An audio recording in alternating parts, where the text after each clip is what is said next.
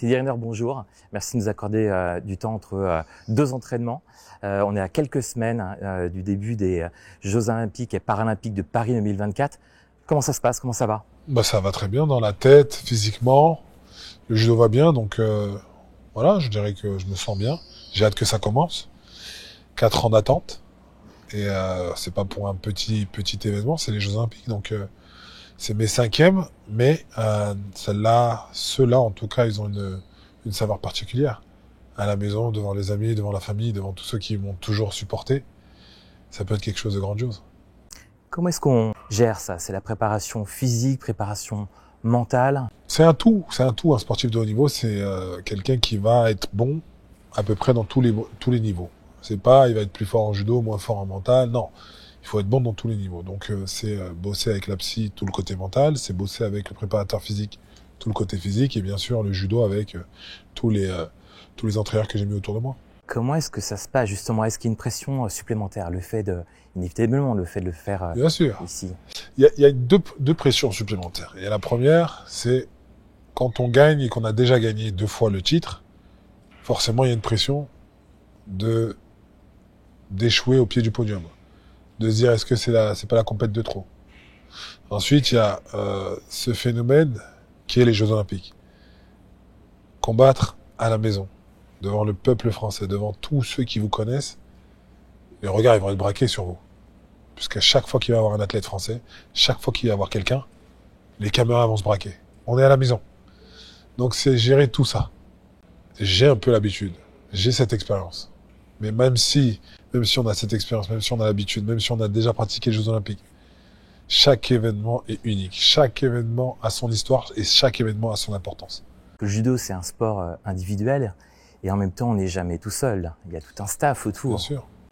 Bien sûr. Moi, sur le tapis, c'est vrai qu'on me voit tout seul, mais autour de moi, c'est vrai que j'évolue avec un sparring qui est toujours avec moi. Je pourrais dire même dans mes bagages. Un coach judo, un préparateur physique, un nutritionniste, un kiné et un médecin. Je pense que sans ces personnes que j'ai pu mettre autour de moi au fur et à mesure des années, au fur et à mesure de l'expérience que j'ai acquis, ça aurait été difficile d'arriver à ces niveaux-là. Vous êtes le sportif français le plus titré, le sportif le plus apprécié aussi des Français. Est-ce que c'est important aussi de sentir tous ces gens derrière soi? C'est vrai qu'il y a un engouement, c'est vrai que les gens ont toujours un petit message positif pour moi, donc ça fait plaisir. Ça fait plaisir d'être reconnu, que votre travail est reconnu, que les gens suivent un petit peu vos péripéties. Donc ouais, ça fait plaisir. Et ça donne envie de continuer, ça donne envie, surtout à la jeunesse, je leur envoie ce message que c'est possible. C'est important. On voit que vous êtes très engagé sur les terrains, sur les tatamis en l'occurrence, et vous êtes aussi très engagé avec la Fondation Imagine. Ça fait 12 ans que vous êtes parrain de la Fondation Imagine. Ouais, c'est vrai que ça fait un petit moment que je suis parrain de l'Institut Imagine. Quand on m'a proposé d'être ce parrain, j'ai accepté. Pourquoi? Tout simplement parce que j'ai été un oncle très jeune. Et j'aurais pas pu imaginer mes neveux ou mes nièces être dans la difficulté, avoir des besoins et ne pas pouvoir y répondre. Voir des enfants souffrir, c'est pas quelque chose qui m'éclate. Pour moi, un enfant, c'est sain. Un enfant, on doit être là pour lui. On doit être là pour l'épauler. On doit être là pour lui montrer le chemin. Quand on m'a demandé d'aider, de mettre mon image au profit de l'Institut, pour moi, c'était normal. Alors, très souvent, c'est vrai qu'on dit beaucoup les enfants, mais c'est les enfants et les maladies génétiques. Donc, c'est aussi des adultes.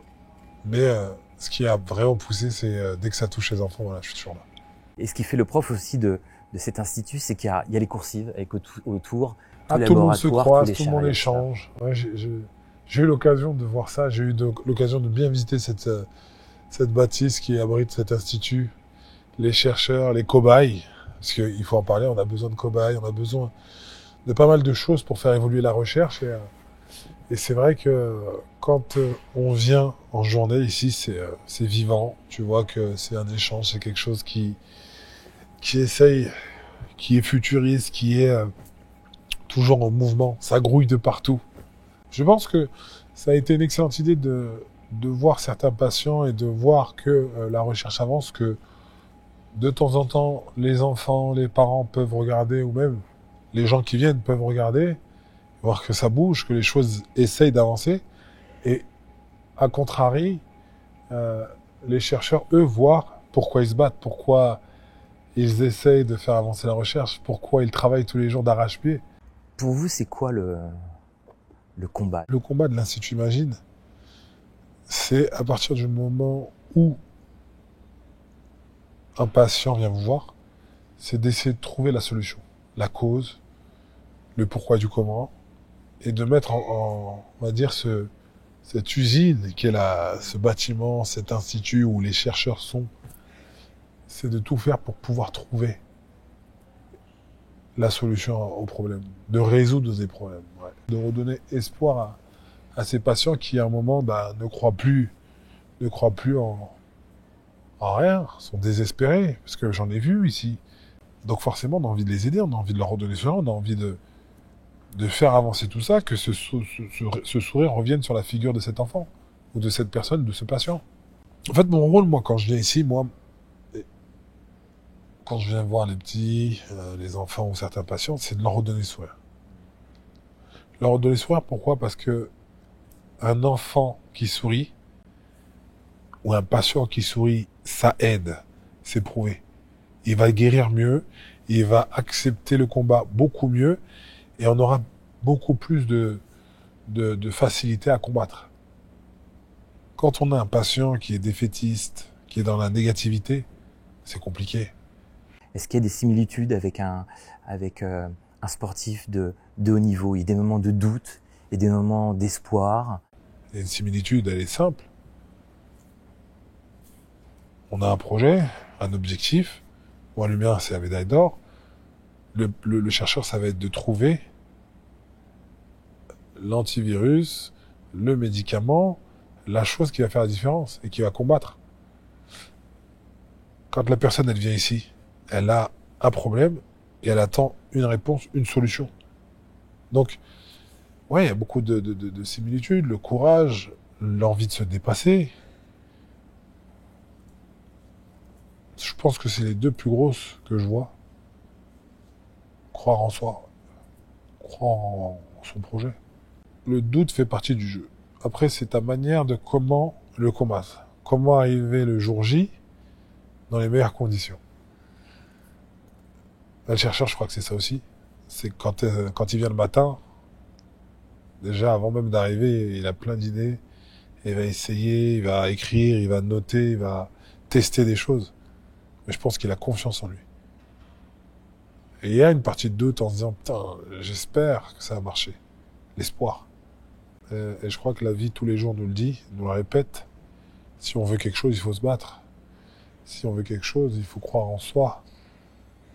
Et c'est pas en restant dans un canapé ou en faisant rien que ça va arriver. Il faut créer, il faut se remonter les manches. Il faut être capable de. Est-ce que vous pensez déjà à l'après? C'est-à-dire que vous faites partie des rares judokas qui allaient concourir, qui continuaient à monter sur les premières marches des podiums. Après 30 ans, on dit que c'est assez rare. Comment est-ce que vous envisagez l'avenir après les Jeux? Est-ce que vous dites j'ai encore un rôle à jouer sur les tatamis, ou est-ce que je vais m'investir davantage? Moi, comment je vois les choses, j'ai eu la chance d'avoir un père qui m'a très souvent rabâché. Pense à ton après-carrière, pense à faire des études, et qui était très insistant là-dessus. Donc moi, j'ai très vite pensé à mon après-carrière. Tous les jours, j'y pense. Tous les jours, je me dis que demain, ça peut s'arrêter. Du coup, ouais, j'ai construit pas mal de choses pendant ma carrière, et puis faut laisser le temps au temps. Dans 4 ans, 2028, j'arrêterai le judo. J'aurai le temps d'ici là, de encore penser, encore construire des choses. Moi, je suis plus dans l'entrepreneuriat. J'aime beaucoup ça. Créer des choses auxquelles j'ai pensé. Toujours en mettant des acteurs et des gens qui sont du métier. 2028, vous arrêtez le judo, c'est-à-dire les prochains Jeux? Ouais, ben oui. Quand je vois comment la préparation s'est passée avec tout le staff que j'ai eu autour de moi, voilà, ça m'a donné un coup de jeunesse. Je me sens bien. J'aime ce que je fais, je suis content de le faire. Donc, j'arrêterai quand j'aurai envie et quand j'aurai plus envie. Et votre engagement auprès de l'Institut Imagine, donc on le rappelle, hein, qui fête ses 10 ans. Vous, ça fait 12 ans que vous êtes avec la Fondation, mais ce bâtiment-là, ça fait 10 ans qu'il existe. Comment est-ce que vous voyez les choses? Tant que eux ont besoin de moi, je serai là. C'est avec plaisir que si je peux aider, mettre mon image à profit et que je peux les aider à lever des fonds, quels qu'ils soient, des autorisations, je sais pas. Tout ce qu'ils ont besoin, je suis là, quoi. Et mon rôle à moi, c'est de donner, d'œuvrer pour aller chercher de l'argent pour pouvoir financer cette recherche. Pour que les chercheurs ne manquent de rien pour pouvoir continuer leur travail. Parce qu'on a beaucoup d'espoir derrière eux.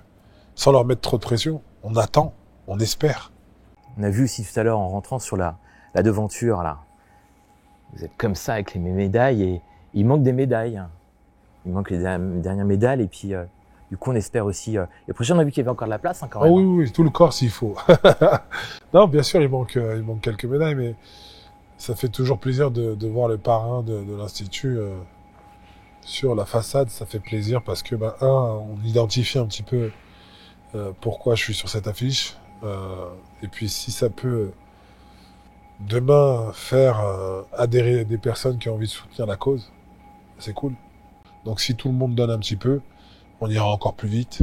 Et surtout, on remettra pas mal de sourires sur le visage des enfants, des patients, des gens qui attendent et même des chercheurs, puisque eux, ils ont besoin de savoir qu'ils sont soutenus, qu'on est là, qu'on croit en eux. Joyeux anniversaire à l'Institut Imagine, ouais. Et que ça continue. Et qu'on souffle encore énormément de bougies et que chaque fois que je revienne ici, qu'on ait avancé, que la recherche a avancé, qu'à chaque fois, on ait des témoignages d'enfants qui sont contents, qui ont retrouvé le sourire. Ouais. Merci Sidi Rina. Merci.